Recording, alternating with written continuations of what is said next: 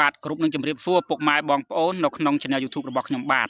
អញ្ចឹងថ្ងៃនេះខ្ញុំបាទនឹងចែករំលែកចំណេះដឹងមួយដែលនិយាយអំពីតើអ្វីទៅជាជំងឺ Five Top Flora ដែលអាហ្វាកើតឡើងលើដំណាំទុរេនតើវាកើតឡើងនៅពេលណាហើយកើតឡើងនៅកន្លែងណាខ្លះនៃដំណាំទុរេនយើងបាទអញ្ចឹងជំងឺនេះគឺជាជំងឺមួយយ៉ាងដែលយើងអាចនិយាយបានថាវាធ្ងន់ធ្ងរលើដំណាំទុរេនហើយអាហ្វាងាប់ភាគច្រើនបើសិនជាក្នុងករណីយើងព្យាបាលអត់ទាន់ហើយកម្រិតនៃការព្យាបាលយើងគេហៅថាមិនចំកន្លែងនឹងរបៀបវាអញ្ចឹងខ្ញុំនឹងប្រាប់អំពីទីតាំងនិងមូលហេតុពិតប្រាកដដែលវាអាហ្វាកើតឡើងហើយកន្លែងដែលពិបាកព្យាបាលជាងគេតើវានៅត្រង់ណាអញ្ចឹងបងប្អូនតាមដានទស្សនាវីដេអូរបស់ខ្ញុំបាទដូចតទៅបាទអញ្ចឹងបងប្អូននេះគឺជាទុរេនមួយដើមដែលកើតជំងឺ Five Top Flora រួចហើយបងប្អូនណាបាទហើយលក្ខណៈគឺបែបនេះឯងបងប្អូនអាចមើលដើមវាវាជ្រុះស្លឹកអស់ហើយបងប្អូនណាបាទចាប់ផ្ដើមជ្រុះស្លឹកអស់ហើយបើនិយាយទៅវាកើតពាក់កណ្ដាលដើមណាពាក់កណ្ដាលដើមនេះបងប្អូនឃើញខ្ញុំព្យាបាលលាបថ្នាំលាបអីវាអញ្ចឹងក្នុងដើមនេះខ្ញុំនឹងប្រាប់បងប្អូនថាអត្រាងាប់វាគឺឈានទៅដល់ដំណាក់កាលចិត្តងាប់ហើយបងប្អូនណាដោយសារតែការព្យាបាលយើងពិបាកក្នុងការព្យាបាលព្រោះវាកើតចំកន្លែងដែលពិបាកកន្លែងដែលពិបាកគឺវាចាប់ផ្ដើមកើតចេញពីឫសណាបងប្អូននេះបងប្អូនឃើញទេនេះហ្វិតតាការព្យាបាលហ្វិតតាកន្លែងបាញ់ថ្នាំហើយជាទូទៅកាលណាតែវាចេញពីឫសនេះមុនគឺបណ្ដាលឲ្យអត្រាងាប់ច្រើនព្រោះយើងពិបាកព្យាបាលហើយយើងមើលវាអត់ទាន់ណាបងប្អូនអញ្ចឹងកាលណាតែវាកើតចេញពីគល់ចេញពីឫសក្នុងដីបែបនេះបងប្អូនណាអញ្ចឹងអត្រាងាប់គឺភាគរយខ្ពស់យើងពិបាកក្នុងការព្យាបាលហើយបងប្អូនមើលថា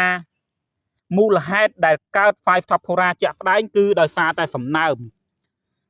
មទឹកបាទសំណើមទឹកវាខ្លាំងវាសើមទាំងដីសើមទាំងឫសទុរេនសើមទាំងគល់ទុរេនសើមទាំងដើមទុរេនដែលវាធ្វើឲ្យ Five Top Flora មានឱកាសរីករាលដាលជុំវិញនៃគល់ទុរេននេះបាទអញ្ចឹងកាលណាតែវារីករាលដាលវាមានឱកាសលូតលាស់លឿនហើយគឺយើងពិបាកក្នុងការព្យាបាលហើយអត្រានៃការព្យាបាលគឺរស់ភាគតិចដោយសារតែបងប្អូនដឹងស្រាប់ឲ្យវាកើតក្នុងឫសចេះយើងត្រូវកាយដីកាយអីច្រើនហើយចំណាយក្នុងការព្យាបាលក៏ច្រើនក៏ប៉ុន្តែបើសិនជាវាកើតនៅលើដើមណាបងប្អូនលក្ខណៈបែបនេះបាទបែបនេះអីយើងមើលឃើញចេះជាក់ស្ដែងអីគឺយើងងាយស្រួលបាទយើងងាយស្រួលទេក្នុងការព្យាបាលវាបាទប៉ុន្តែអានេះវាក្នុងដើមតែមួយណាបងប្អូនក្នុងដើមតែមួយហើយអត្រាវាដូចខ្ញុំបញ្ជាក់បងប្អូនអញ្ចឹងវាជ្រុះស្លឹកអស់ហើយណាវាជ្រុះស្លឹកអស់ហើយវាអាចនឹងឆ្នាំក្រោយឯងងាប់ហើយប៉ុន្តែខ្ញុំគាត់បញ្ជាក់ថាបើវាកើតនៅកណ្ដាលដើមចេះយើងងាយស្រួលព្យាបាលហើយព្យាបាលទៅគឺអត្រារស់ល្អច្រើនណាបងប្អូនអត្រារស់អត្រានៃការលូតលាស់មកវិញល្អបាទអញ្ចឹងបងប្អូនមើលណាមួយដើមនេះគឺវាកើតជុំវិញទាំងអស់បងប្អូនកើតជុំវិញដើមទុរេននឹងទាំងអស់តែម្ដងហើយខ្ញុំបានព្យាបាលវាជាង1ឆ្នាំហើយប៉ុន្តែដោយសារតែវាខូចប្រព័ន្ធឫសខាងក្រោមបងប្អូនប្រព័ន្ធឫសខាងក្រោមវាគឺខូចហើយបងប្អូនហើយបើនិយាយអំពីដីវិញគឺពោពេញទៅដោយ Five Top Flora ទាំងអស់ជុំវិញគល់ទុរេននេះគឺពោពេញទៅដោយ Five Top Flora ដូច្នេះការព្យាបាលគឺពិបាកណាបងប្អូនអាចមើលឃើញនៅជាក់ស្ដែងបានណាបងប្អូនអាចមើលជាក់ស្ដែងបាននៅក្នុងវីដេអូនេះអញ្ចឹងការតាមដានជំងឺ Five Top Flora ឬក៏ជំងឺផ្សេងនៅក្នុងរដូវអាហ្វានេះគឺយើងត្រូវតែតាមដានវាឲ្យច្រើនព្រោះកាលណាតែគល់ទុរេនសើមចេះបងប្អូនគល់ដំណាំយើងសើមបែបនេះណាឱកាសច្រើនមែនទែនក្នុងការបង្កើតពពួក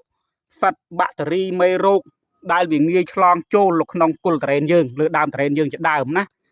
បាទអញ្ចឹងនេះជាវីដេអូមួយដែលខ្ញុំចែកម្លែកបងប្អូនពី Five Top Flora ទី1គឺ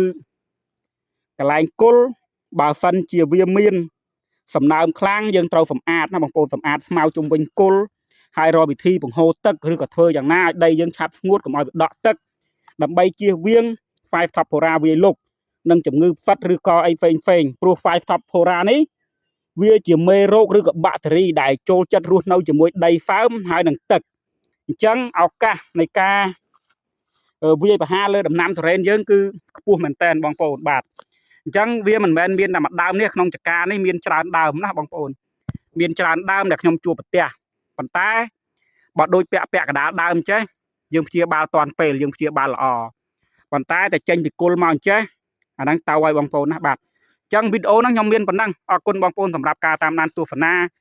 channel YouTube របស់ខ្ញុំបាទណាបើសិនជាវីដេអូនេះខុសត្រូវយ៉ាងណាបងប្អូនអាចចូលរួម comment ចែករំលែកមតិយោបល់ផ្ដោះផ្ដងដើម្បីយើងស្វែងរកឱកាសក្នុងការប្រយុទ្ធប្រឆាំងជាមួយ Five Stop Pora ទាំងអស់គ្នាអរគុណបងប្អូនជម្រាបលា